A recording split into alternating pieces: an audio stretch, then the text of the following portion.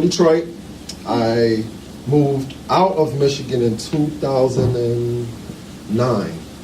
November 2009, me and my family, we moved to Egypt. And we stayed over there for about 7-8 months. How much was it out there? Oh, Egypt, man. Your villa? Man. Egypt is a place that I still have in mind for my retirement. The flights aren't expensive.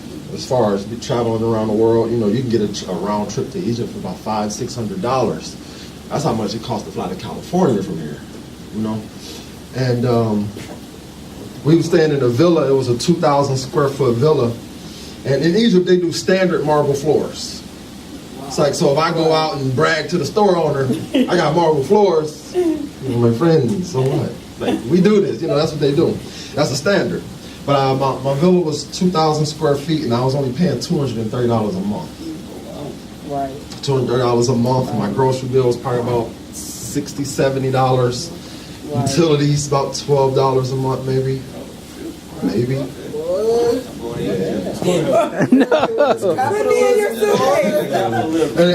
the American dollar, it's probably like 350% buying power if you go to Egypt with your American dollar. I just remember you calling like, you got to get over here. Yo, you got to get over here.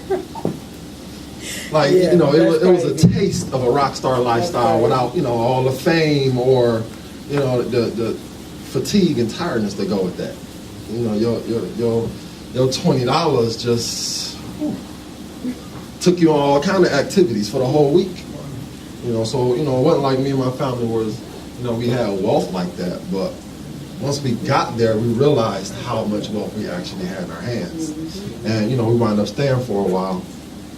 My family started coming back toward the end of 2009. From there, like I had my beak wet on the traveling. That was my first time going anywhere outside the country. And I couldn't come back here at the time. So I went from Egypt to United Kingdom. I did some time up there, I stayed up there for a while. Then from there I moved to Israel.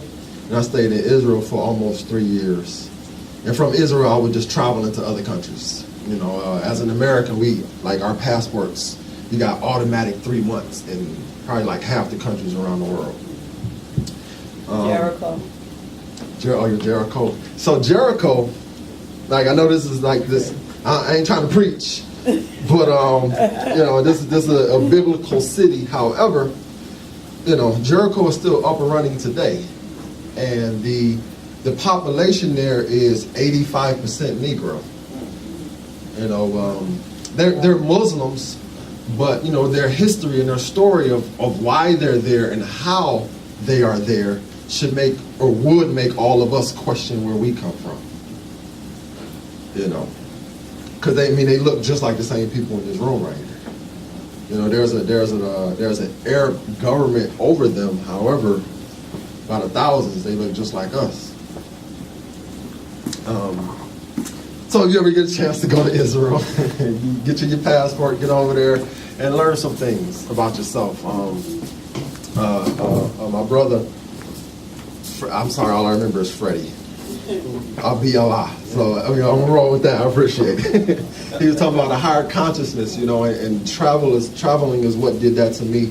And for me, my higher consciousness came in the sense of what is our true heritage as a people. Where do we come from? How do we get here? What caused us to be over here? What caused the transatlantic slave trade? What was the outcome? Why are we still in the position we in? All this stuff, and I'm the type that want answers and I go after it. That's a whole nother story. But there are answers out here, some jaw-dropping answers. But I do appreciate how I can see how our people are, tapping in on a mind elevation level. We're not as the world paints us. That gave me my one last thought, and I'm gonna say this, and I'm gonna do a poem because I know she wants me to do it. There's an annual meeting every single year. Since I've learned about this meeting, I've been practicing myself to attend this meeting. But there's an annual meeting called "Should Blacks Receive Reparations?" This year will be the 56th annual 7-night, 8-day, 5-star resort stay in Europe. They do this every single year. So it was something I found about a few years ago, and since then, it did something to me on the inside. And I've just been practicing myself in different elements of law and, how to speak on behalf of a nation. Because to me, obviously, somebody can't deliberate properly. Like to be on the 56th annual, y'all still talking, this the shit y'all talking about still? Should we get reparations? But they got a point. Like I looked at some of the finer points that they make, to the other kings and queens of the world, the people who want to help us, something else they don't tell us about. They deter them by showing them local news clippings. They deter them by showing them our rap and music videos. They say, hey, look at Atlanta, look at Detroit. Last night, 5 niggas got killed. We can't let these people go because they're savage. And they prove it when they start putting the numbers up. How many of us we kill amongst each other? How much drugs we sell to each other? Just the fact that we actually sell drugs to one another is side-eyed by the rest of the world. I'm talking about even weed. That's what I'm gonna say about it. But I mean, that's something they would not do to each other. You look at it as vermin and scum if you selling some narcotic to your brother. But this is how the other nations around the world think. So, with that, they're able to prove to the other monarchs around the world that, we're not worthy of our freedom. So whatever you need to go do with that, take that and run with it. That's deep. Okay. I'm going to do this piece.